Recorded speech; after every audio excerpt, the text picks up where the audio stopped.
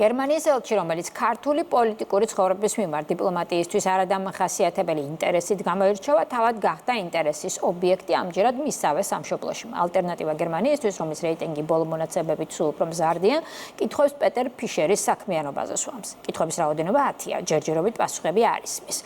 ანა ბერძენიშვილი თემის დეტალებით. პეტერ ფიშერის საეჭვო საქმიანობის შესახებ კითხვები თავად გერმანიაში აქვთ. ალტერნატივა გერმანიისთვის ის პარტია, რომელიც ფიშერის სადავო აქტივობაზე პასუხებს ითხოვს.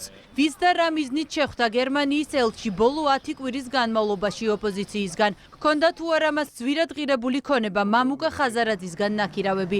ფიშერის მიმართ არაერთი კითხვა არსებობს. ჩვენი ინფორმაციის თანახმად გერმანიის ელჩი ერევას საქართველოს შიდა საქმეებში და ეს ასე არ უნდა ხდებოდეს. ჩვენ გვჭირდება განმარტება. ვიცით რომ მას აქვს ბევრი შეხვედრა ოპოზიციის წარმომადგენლებთან და არ აქვს შეხვედრები ხელისუფლებასთან. ეს ბალანსს არღვევს. გვჭირდება ახსნა. არ არის ჩვენს ინტერესებში რომ გერმანიის ელჩი ასე ერეოდეს სხვა ქვეყნის პოლიტიკურ საქმიანობაში. ვენის კონვენციის თანახმად აკრძალულია რომ ასეთი საუბრები დიპლომატს ჰქონდეს ოპოზიციასთან და ამიტომაც ვითხოვთ დამატებით ინფორმაციას.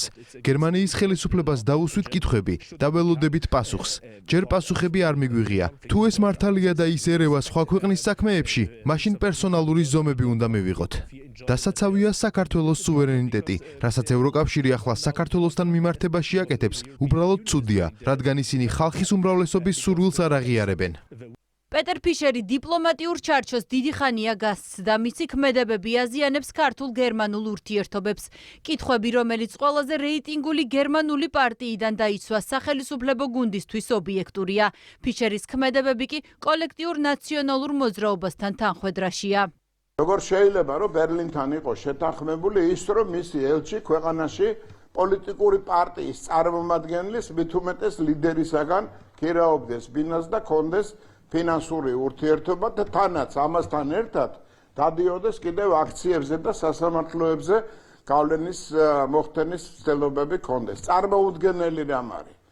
და თავად მართველი პარტია უნდა სვამდეს ამ შეკითხვებს და არა ოპოზიციური პარტია. ევროპელი ბიუროკრატები ძალიან წარმატებულად ემსახურებიან deep state-ის ინტერესებს, რომელთაც გადაწყვეტილი აქვს საქართველოში ხელისუფლება შეცვალონ. პიტერ ფიშერი არის ერთ-ერთი ყველაზე გამორჩეული აქტივისტი, გამორჩეული ხარდამჭერი, გამორჩეული წამხალისებელი დღევანდელი ექსტრემისტული ოპოზიციის საქართველოში მოქმედი აგენტურის სახით და შესაბამისად ძალიან ლოგიკურია ის, რომ მათ შორის გერმანიაში კონკრეტულმა პარტიამ მის მიმართ მსგავსი დაინტერესება გამოიჩინა. ვენის კონვენციის დარღვევაში მხილებული ელჩი რადიკალების დღის წესრიგს იზიარებს.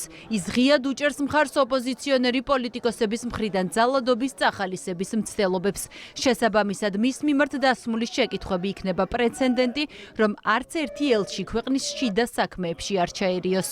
ყოველგვარ ზღვარგადასრულ დიპლომატიურ წესს და სხვა ქვეყნის პატივისცემას და მის საქმეებში ჩაურევლობის პრინციპს გადააბიჯა გერმანიის ელჩმა, რომ ეს, რა თქმა უნდა, გერმანიაში პოლიტიკური განხილვის საკითხი გახდა.